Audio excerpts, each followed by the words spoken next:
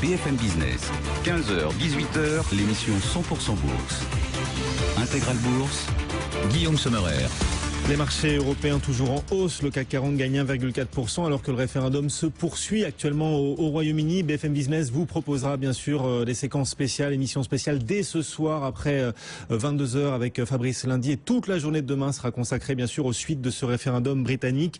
Nos 3 envoyés spéciaux BFM Business sont d'ores et déjà à Londres, Benaouda Abdeldaïm, Delphine New et Grégoire Favet qu'on retrouve tout de suite en duplex à Londres. Grégoire aux côtés de David Benamou, associé gérant d'Axiom Alternative Investments.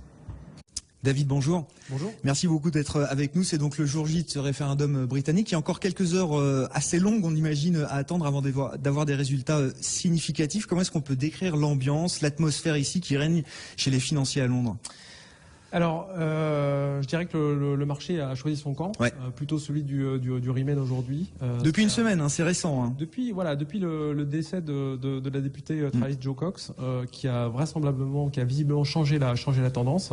Le marché s'est vraiment retourné. On l'a vu sur l'échange, sur la livre, et on le voit aussi très très nettement sur les cours d'actions de banque. Ouais. Le marché a choisi d'ailleurs de suivre plutôt les probabilités issues des paris qui sont effectués chez les bookmakers, plutôt que les sondages qui donnent toujours un coude à coude entre le Leave et le Remain. Est-ce que le marché a raison de suivre plutôt l'instinct des parieurs plutôt que les résultats des sondeurs ? Et je crois que les résultats des sondeurs ont déjà échaudé le marché il y a plus d'un an, puisqu'au General Elections, les sondages s'étaient très lourdement trompés.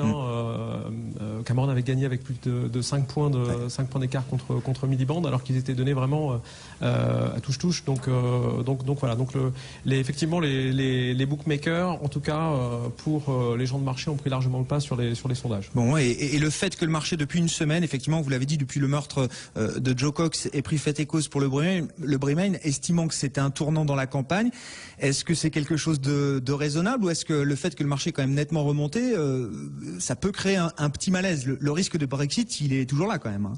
Il est toujours là, et effectivement, si jamais Brexit il y a, la chute va être importante, à la fois pour les Britanniques, mais aussi surtout pour les Européens, parce que ça va vraiment placer un nuage au-dessus de l'Union européenne, et on peut effectivement être inquiet, en tout cas au plan politique. D'ailleurs, qu'est-ce qu'on observe des réactions du secteur bancaire ? Vous êtes spécialiste de l'investissement dans le secteur bancaire, sur la dette bancaire et sur les actions bancaires. Enfin, qui a souffert le plus ? Est-ce que les banques britanniques souffrent plus que les banques européennes ou les banques de la zone euro en général, ou est-ce que c'est un peu plus nuancé que ça ?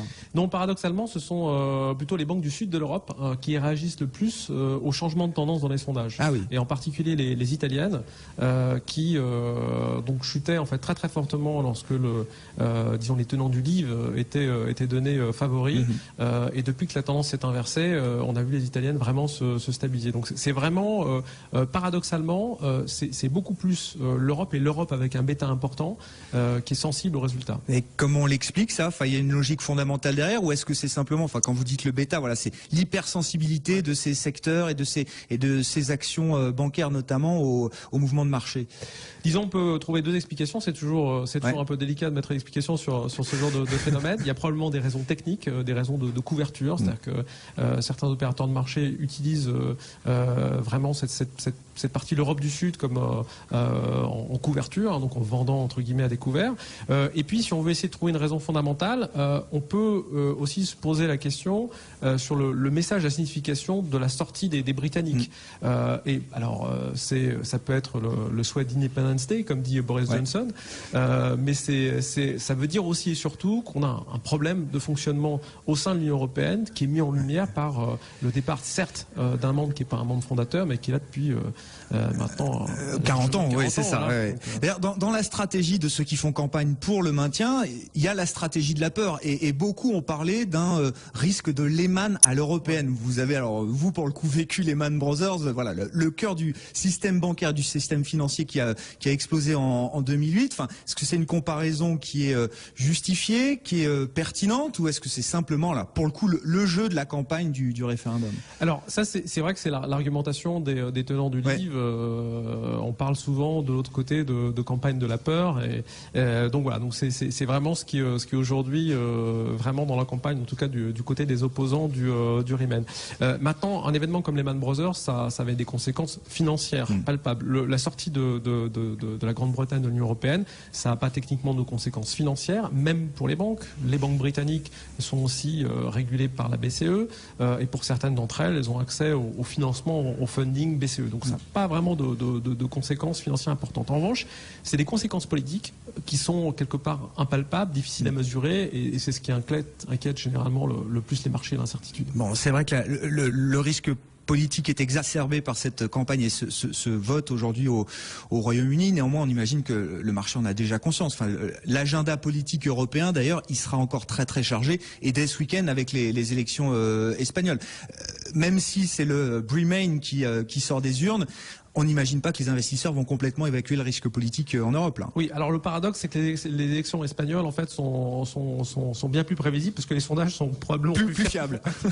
En Espagne, donc on sait déjà qu'on est dans une situation de statu quo en Espagne. En revanche, c'est vrai, vous avez raison, on a le référendum constitutionnel en Italie à l'automne, et puis les élections présidentielles françaises qui arrivent. 2017, effectivement, puis il y aura même un peu plus tard aussi les élections allemandes fin 2017. Vous dites, voilà, c'est pas très pertinent de faire le parallèle avec le choc Lehman Brothers en cas de Brexit, bien sûr. Néanmoins, on a vu beaucoup de grandes banques britanniques ou autres qui sont logées à la City ici à Londres, qui ont déjà communiqué sur des plans de réorganisation, de suppression de postes, de réallocation de leurs actifs en dehors de la City. Enfin, il y a un vrai risque malgré tout de voir la City perdre de son influence. Enfin, c'est quand même la plus grande place financière mondiale aujourd'hui. Là, elle pourrait perdre un peu de sa superbe en cas de sortie du Royaume-Uni. C'est très difficile à prédire parce que effectivement toutes les banques ont communiqué sur ce qu'on appelle des contingency plans. Donc ce sont des plans, disons, de repli entre guillemets en cas de catastrophe. Elles sont obligées réglementairement d'en avoir un. Donc bon, ça fait partie de leurs obligations réglementaires, disons donc de la marge standard. Maintenant, c'est très très difficile à évaluer quelles vont être les vraies conséquences de la sortie des Britanniques, parce qu'on peut avoir en fait un statu quo comme celui de la Norvège, où finalement la Norvège en fait est quasiment dans l'Union européenne à quelques écarts près. Elle paye pour être dans l'Union européenne, elle n'a pas le droit de voter. Voilà, exactement. Donc là, c'est ce qui typiquement en fait pend au nez des Britanniques. C'est d'ailleurs en fait l'argumentation principale des tenants de la campagne du Riemann, c'est de dire au fond, si on sort, on continuera à payer à peu près le même montant et on va perdre tous nos droits politiques. Bon, donc c'est pas les conséquences sur la City et sur l'importance de la place financière londonienne sont pas aussi évidentes que ça à ce stade. Je crois qu'elles sont plus espérées probablement par d'autres places européennes qu'autre chose, mais c'est très très difficile aujourd'hui d'avoir une vue claire là-dessus, parce que d'autant plus que la City opère déjà dans une devise qui n'est pas celle du continent. C'est pas sûr que ce soit aussi important que ça. Un dernier mot, voilà, on va avoir les premiers résultats significatifs dans la nuit de ce soir à demain. Tout le monde se prépare pour des chocs de volatilité, des secousses de marché importants. Est-ce que c'est aussi évident? Est-ce que forcément, il y a beaucoup de couverture sur les marchés de dérivés?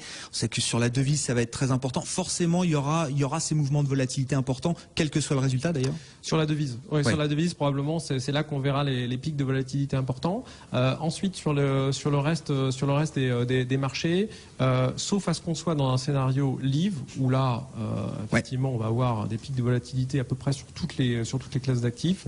Si on tient au scénario qui est aujourd'hui probablement celui que pricent les marchés, c'est-à-dire un scénario Riemann, voilà, on verra la livre remonter significativement. Ce sera un soulagement plus qu'autre chose. Voilà, ce sera pas forcément un choc haussier comme on pourrait avoir un choc à la baisse en cas de sortie. Tout à fait. Merci beaucoup David Benamou qui était avec nous, associé gérant d'Axiom Alternative Investments. Et merci à vous Grégoire Favet, envoyé spécial BFM Business à Londres pour suivre pour nous ce référendum, les enjeux autour de ce référendum et bien sûr émission spéciale à suivre ce soir pour les toutes premières indications sur une éventuelle tendance de vote des Britanniques. Édition spéciale après 22h animée par Fabrice Lundi. En attendant, le CAC 40 cet après-midi progresse toujours, un 5e hausse d'affilée, plus 1,2%.